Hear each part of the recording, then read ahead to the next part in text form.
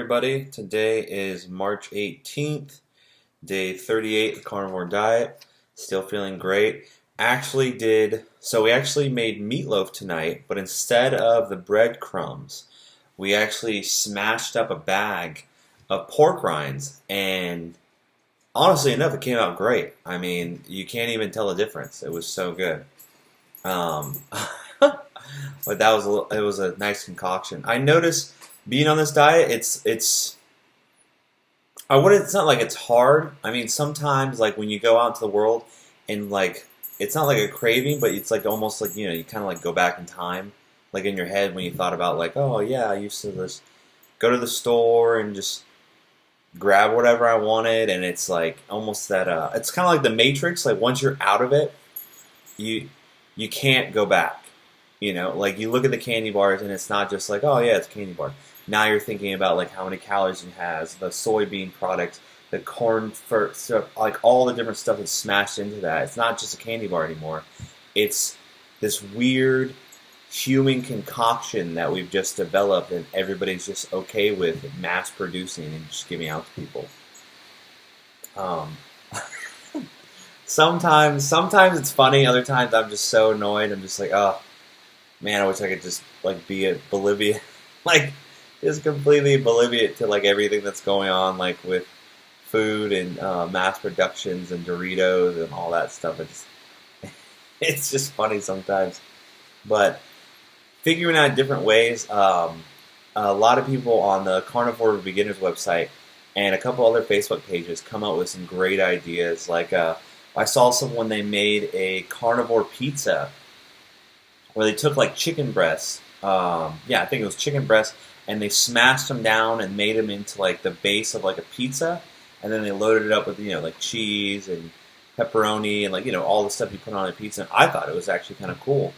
And then another person I saw used a iron skillet, and they filled that up with cheese and made like the base layer.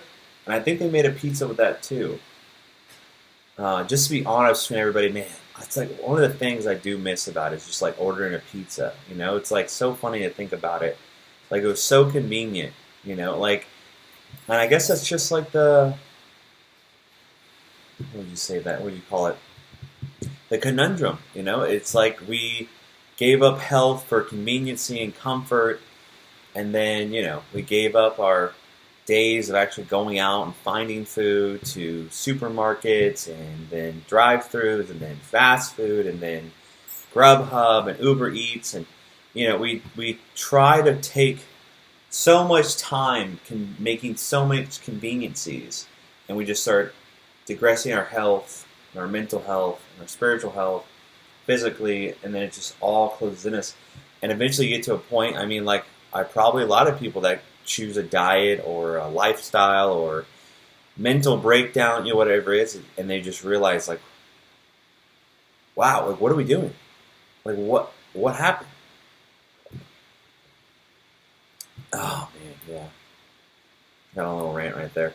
But yeah, it's just funny, and I hope if anybody else has that, comment down below.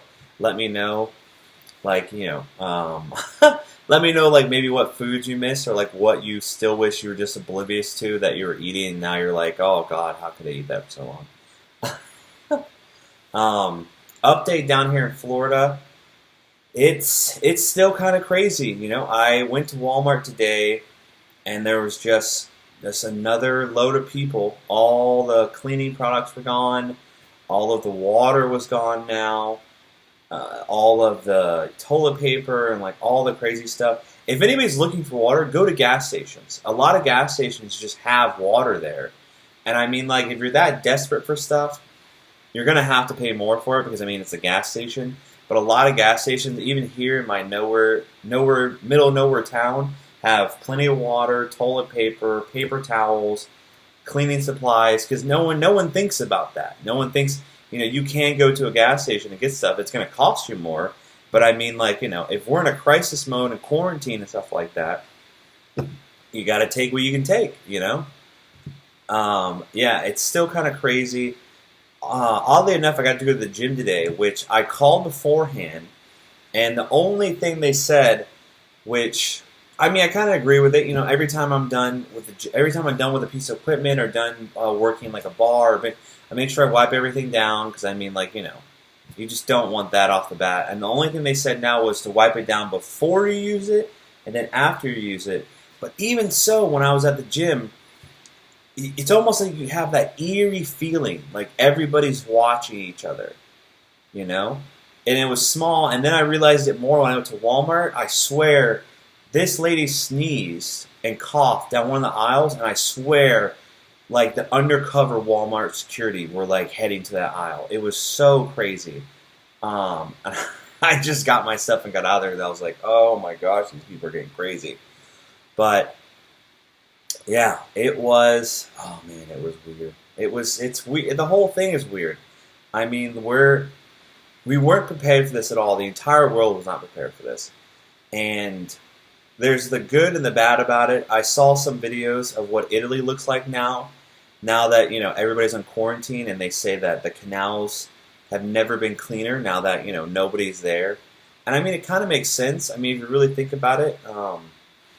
Trying to think of where that nuclear disaster was in Russia, but even there, like when they, oh my God, they made a TV show about it. Chernobyl, there it is, Chernobyl. If you see pictures of it now, it's gorgeously eerie, because it's what the world would do if we weren't here, or there weren't lawn companies, or people going out and cutting down trees, or putting up houses, or making like the suburb like places that we do. It's eerie. It's really eerie. But yeah, it's how it feels right now. It feels like everybody's really unprepared and everybody's freaking out, and we really shouldn't, because a mass panic doesn't solve anything. Taking all these supplies away from people doesn't solve anything. Like, you don't need it all. We don't need to start hoarding stuff now, because then after the crisis ends and we go back to reality, I mean, like, what are you going to do with all that? Are you going to donate it now? And God forbid, luckily my grandparents live close by, so, they're not too worried about it, because, we're all pretty close around here, but, it's just scary. It's real scary. I hope everybody out there is keeping safe and keeping clean and stuff like that. But man, I don't know. I don't know how much longer it's going to be. I know at first the school said April 5th, and now I get there's another update, and we're looking at April 15th. So that's going to go into my summer classes. Friday, I'm going to the VA hospital to get a checkup there and figure what's going on there, figure out what's going on with my benefits and stuff, like going to school full time. And then I don't know. The only thing I know, if there's anybody that's a veteran that's watching this and that uses post 9/11 or GI Bill or anything like that, I know the only update that I've seen so far from the actual VA is that I know that Congress is in talks about figuring out the whole benefits, because if anybody doesn't know this, when you use the benefits, you have to have a seated class. Otherwise, they only pretty much pay for half. So it's a weird rule, but it kind of makes sense. But I guess now in this time of crisis, hopefully they're trying to figure out what to do with that. There should be more information. I know that Post 9/11 has a Facebook page that they're constantly updating, and if you go to va.gov, they're updating stuff there. But yeah, I don't know. It's really weird, and I feel horrible because we have a family small business that it's really hurting, and luckily I got that butcher box, so we're not really worried about food and stuff like that. I mean, one of the best things about this carnivore diet is like you don't really spend that much money on food. If you stock up on a lot of supplies, or you have a delivery service, or like anything like that, you're pretty much just eating meat and drinking water, so you're kind of good. That's at least one good, like a really good thing about it. It's like you don't have to worry about your stuff going bad, and you don't have to worry about, like I said before, when I go to the gas stations, I reminisce, but, I just usually get a bottle of water and maybe some gas, and I'm on my way. Yeah, man. But, quick update, I got an email from Westside Barbell. I'm still waiting for my new book to come in, and I'm still reading the other books. I'm gonna do my next review is gonna be on a documentary that I really love, the Fat documentary. I might actually videotape myself watching it just so I can pause it because I have my TV here. I'm gonna pause it and then video myself, going through questions and giving updates. If anybody hasn't watched it, I mean, it's a really good watch. Whether you think it's crap or I gave Forks Over Knives, a really good. I mean, I tried to watch it and I did watch the full thing. A couple times I had to stop and I look people up and I try to figure out like what they're doing nowadays and stuff like that. And still, the whole whole food plant-based diet still doesn't make any sense to me. Even from the comments I got from a lovely gentleman that really wanted to sway me in his 60s, it just doesn't make any sense. And what do you do about people in rural areas? Like the closest Whole Food to me. Let me think. The closest Whole Food to me is probably 2 hours away.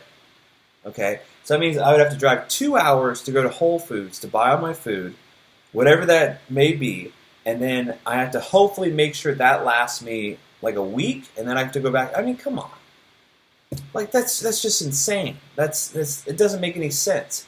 If you think about I know people always say that, but like we are ancestors of hunter-gatherers, and it doesn't make any sense that our ancestors would just pile up all these fruits and vegetables and just wander around with them. No, they would follow the herds. They would take what they needed and live off of that. The fat and the protein, what makes the brain evolve. That's how we evolved. Whether you believe that or not. I mean, it just doesn't make any sense to me. The more I read about it and stuff. And of course, everyone's like cholesterol. I mean, we're still trying to figure that out now. I mean, the cholesterol thing is being debunked because constantly getting blood work done every single day, your cholesterol's changing, your blood work's changing, your body is constantly changing. I mean, every day, if you look around, people are constantly changing, whether it's diet, health, chemicals being added to them, their hairlines, their face, their bodies, up, down, female, male, she, he, they, like we're constantly changing. So just to sit there and think that maybe we have evolved a little bit to where, we can handle plants. Maybe there are some future generations now that are going to be able to handle the plants, but I still think that the food is going to be the protein and the meat, and the fat. Fish.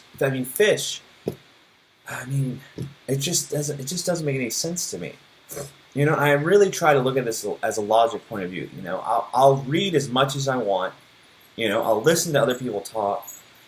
But when it comes to me, I'm going to make my own decision. And whether it's right or wrong, it's my decision. That's the cool thing about being a human. We can just make our own decisions.